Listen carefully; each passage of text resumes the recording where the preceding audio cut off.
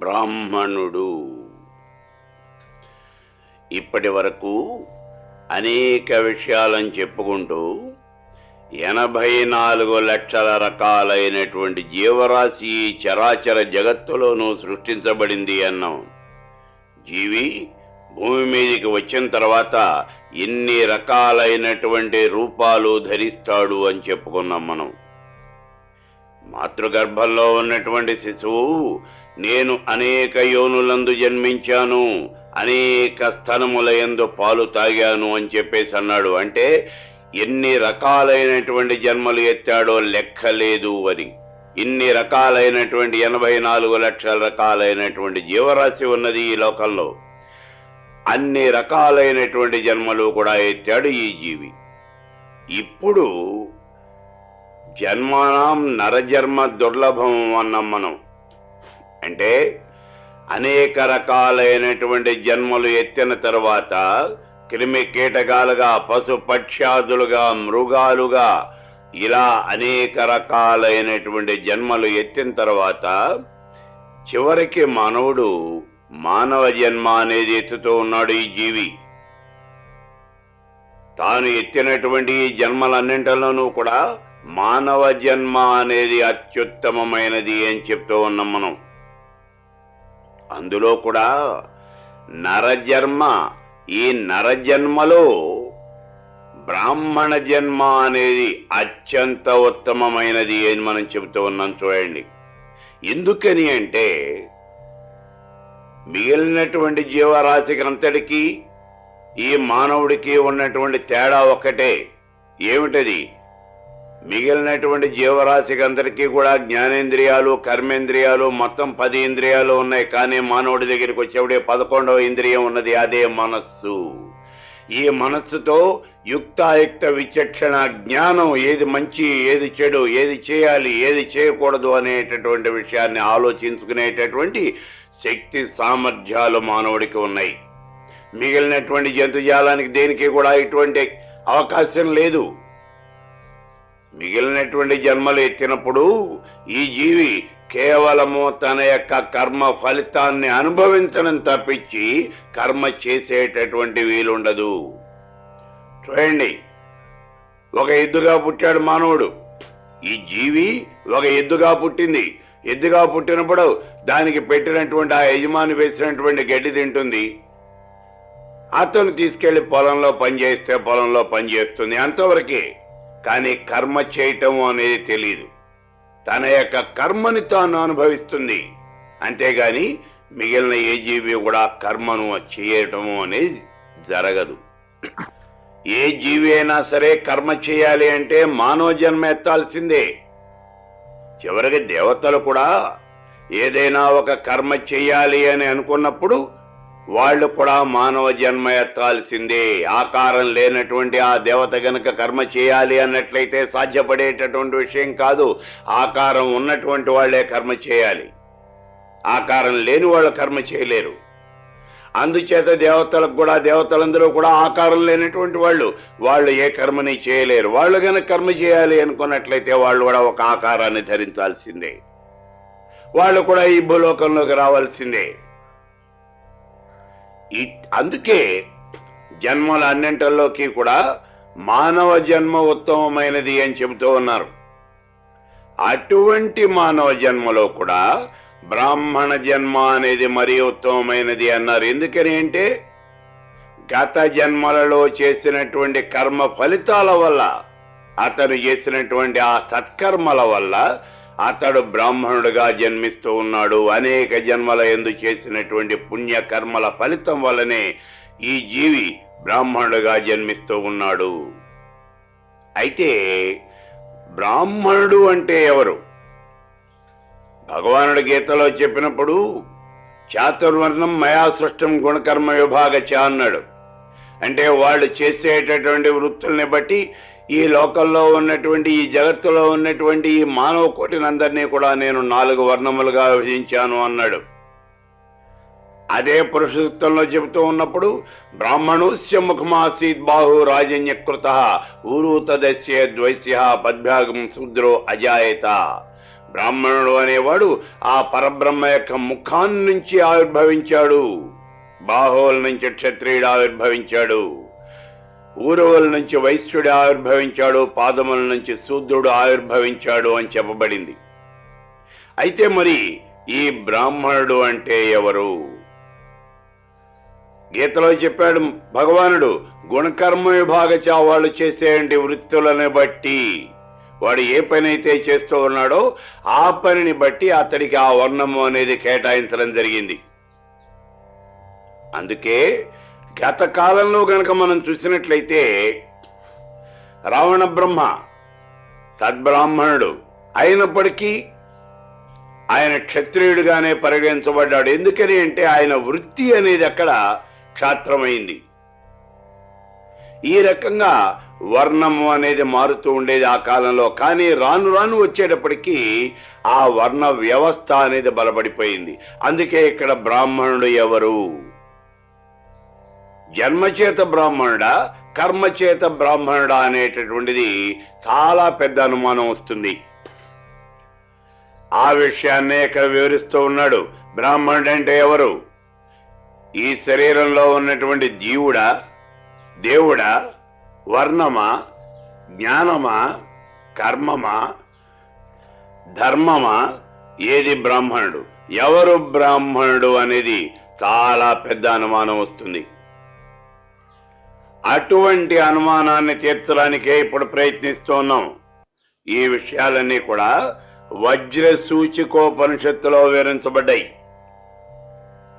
ఇప్పుడు ఈ బ్రాహ్మణుడు ఎవరు అనేటటువంటి విషయాన్ని ఒక్కసారి చూద్దాం. చూడండి, విరాట్ రూపాన్ని వివరిస్తూ ఉన్నప్పుడు ఆ పరమేశ్వరి యొక్క ముఖం నుంచి బ్రాహ్మణుడు ఆవిర్భవించాడు అని చెప్పడం జరిగింది. అయితే అనాదిగా ఈ బ్రాహ్మణుడు అనేవాడు వేదాంగాలు అన్ని కూడా అభ్యసిస్తూ ఉన్నాడు, అగ్ని కార్యాలు చేస్తూ ఉన్నాడు, యజ్ఞయాగాది కర్మలన్నీ కూడా చేస్తూ ఉన్నాడు. ఇతడు ఉత్తముడు, శ్రేష్ఠుడు అనటంలో ఏ రకమైనటువంటి సందేహము లేదు. ఎందుకని అంటే మిగిలిన వర్ణముల వారు ఏవి చేయనటువంటి పనులన్నీ కూడా చేస్తూ ఉన్నాడు. వేదాంగాలు ఇతడు అభ్యసిస్తూ ఉన్నాడు.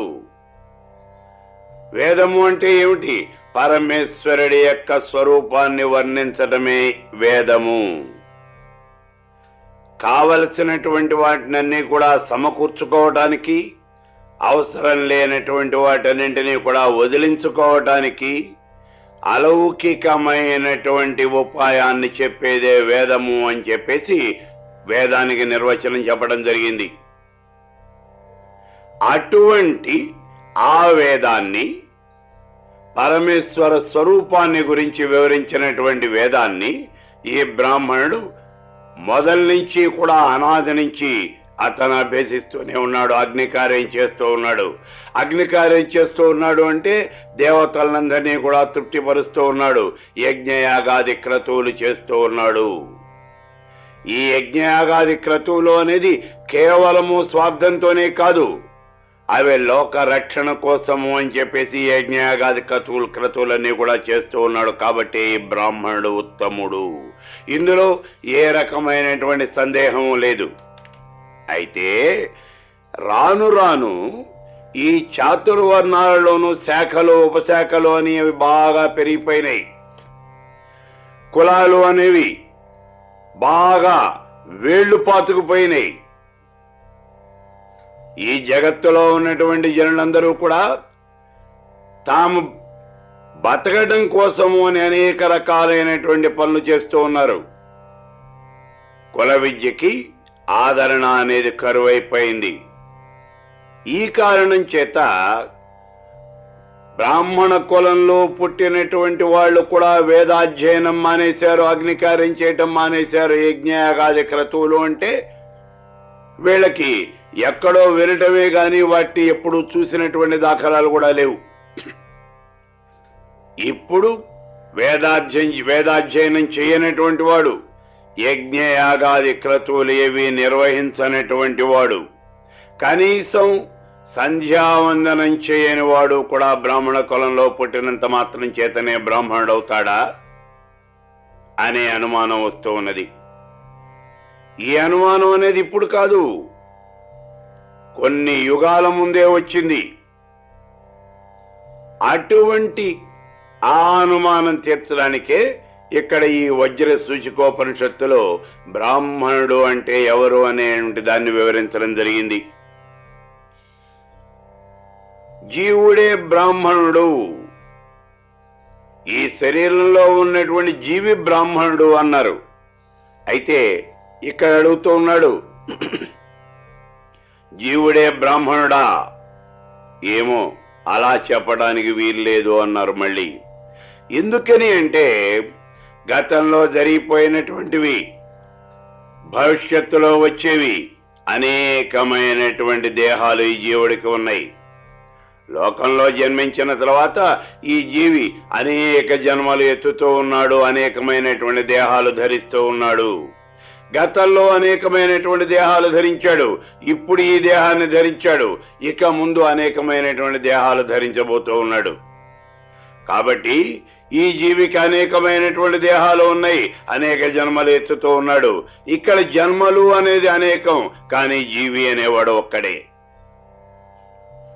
ఈ జీవుడు తాను చేసినటువంటి కర్మల వల్లనే అనేక జన్మలు ఎత్తుతూ ఉన్నాడు, అనేక శరీరాలు ధరిస్తూ ఉన్నాడు. అయితే అన్ని శరీరాల్లోనూ కూడా ఉన్నటువంటి ఈ జీవుడు ఒకే రూపంలో ఉన్నాడు. జీవి ఒకే రూపంలో ఉన్నాడు, కానీ శరీరమే అదే రూపం మారుతూ ఉన్నది. క్రిమి కీటకాదుల దగ్గర నుంచి మానవుడి దాకా 84 లక్షల రకాలైనటువంటి జీవజాలం ఉన్నది. తాను చేసినటువంటి కర్మల వల్ల భిన్నమైనటువంటి ఈ శరీరాలు ధరిస్తూ ఉన్నాడు జీవుడు. కాబట్టి ఈ జీవుడే బ్రాహ్మణుడు అని చెప్పడానికి వీలున్నదా? లేదు. ఎందుకని అంటే అలాగనే చెప్పినట్లయితే 84 లక్షల రకాలైనటువంటి జీవరాశి అంతా కూడా అందరూ బ్రాహ్మణులే కావాలి.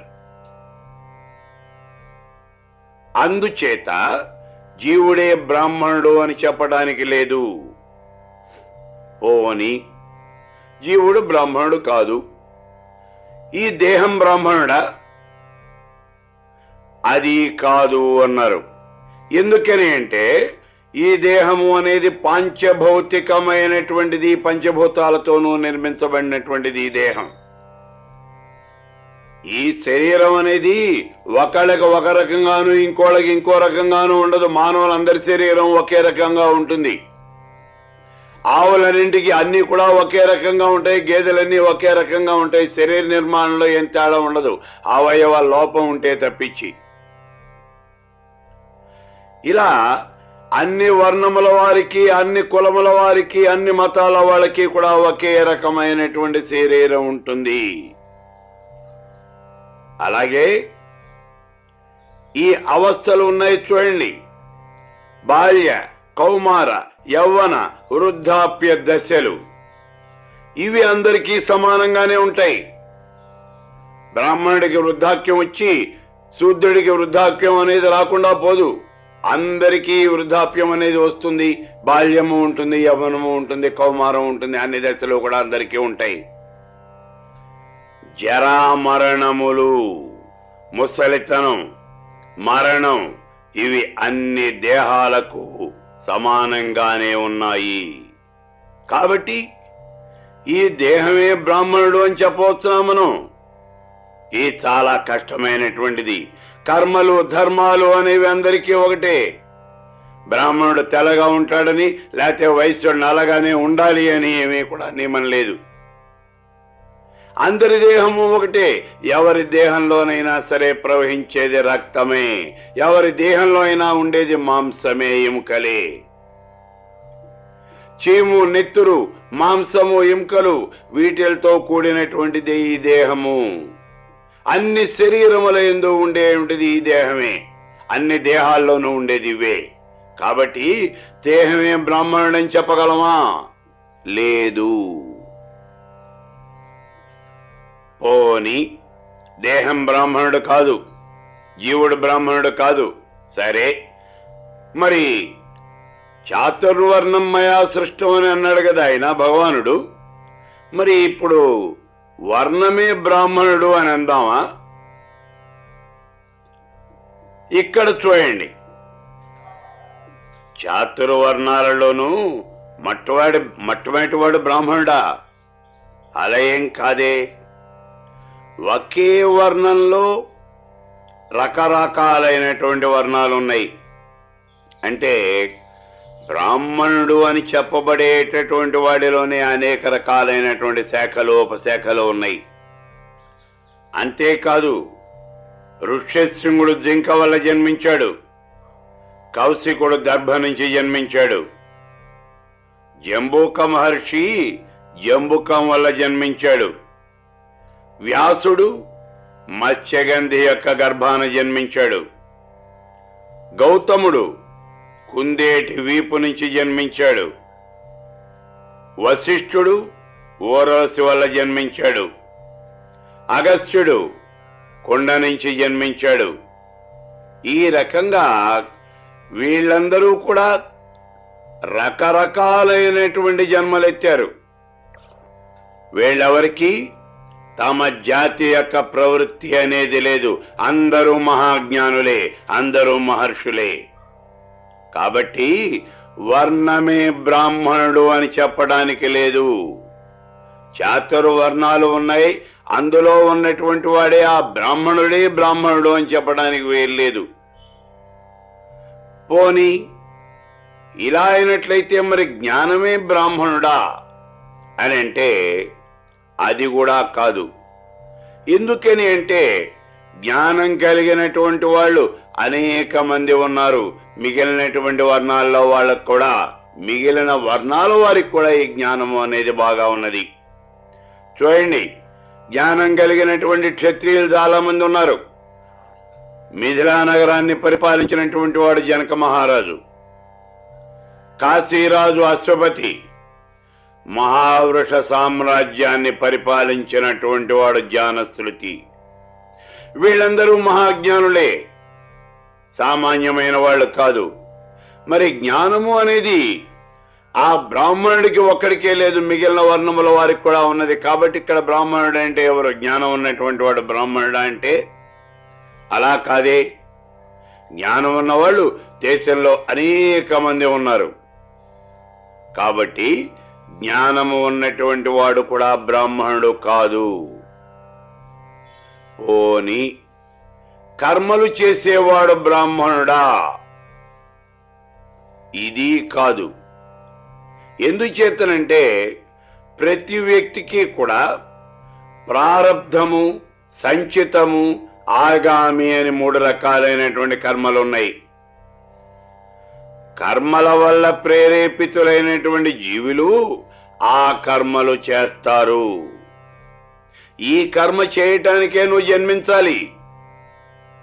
అందుకే ఆ జీవి జన్మించింది, ఆ కర్మని చేస్తుంది. లోకంలో బాగా మదవెక్కిపోయి ఉన్నటువంటి అహంకరించినటువంటి క్షత్రియుల్ని నాశనం చేయడానికే పరశురాముడు జన్మించాడు. అదే కార్యం ఆయన చేశాడు. రాక్షస సంహారం చేయటం కోసమే శ్రీరామచంద్రుడు అవతరించాడు.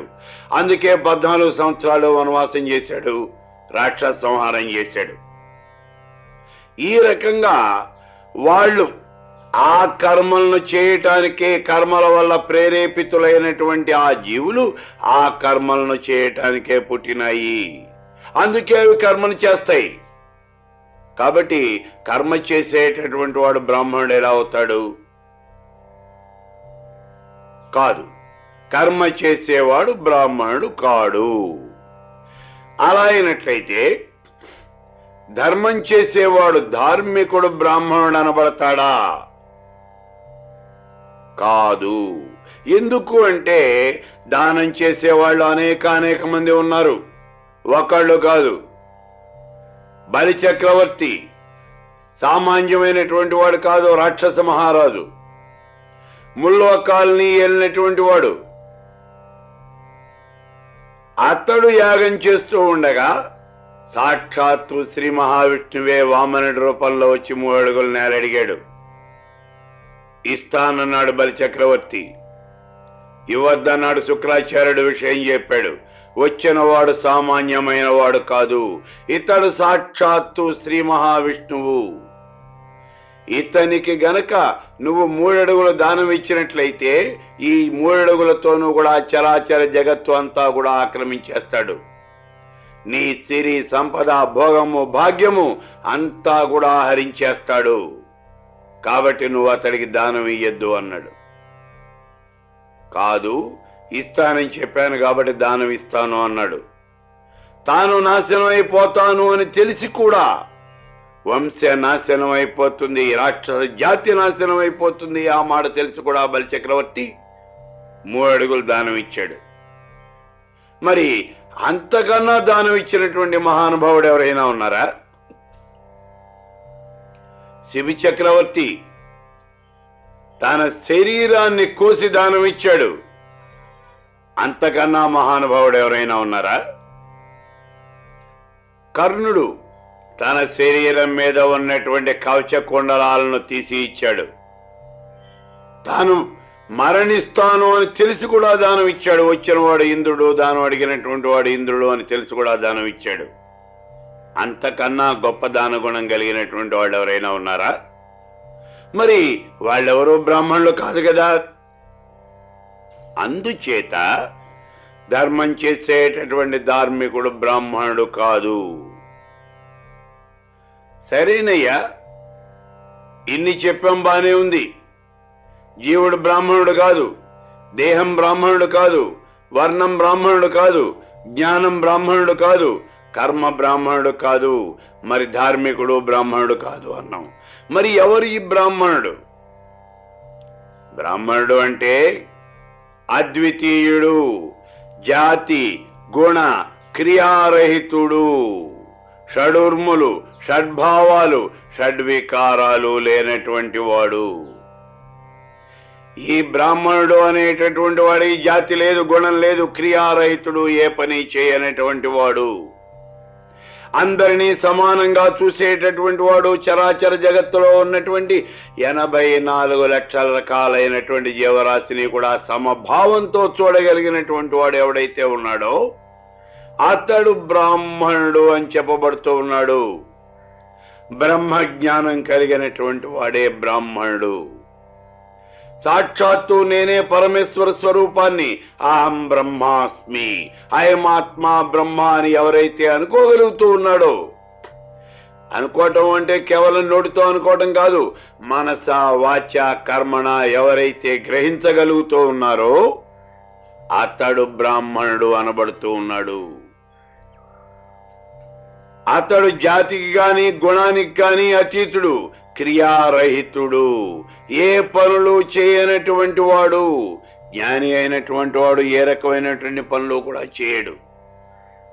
ఎందుకనంటే తానే సాక్షాత్తు పరబ్రహ్మ స్వరూపం. అలా చూస్తూ కూర్చొని ఉంటాడు. షడుర్ములు షడ్భావాలు షడ్వికారాలు ఏవి కూడా లేనటువంటి వాడు. సత్య జ్ఞాన ఆనంద స్వరూపుడు, నిర్వికల్ప సంకల్పుడు, సకల సంకల్పాలకు కూడా ఆధారమైనటువంటి వాడు, సకల భూతాలకు సమస్త భూతాలకు కూడా అంతర్యామి.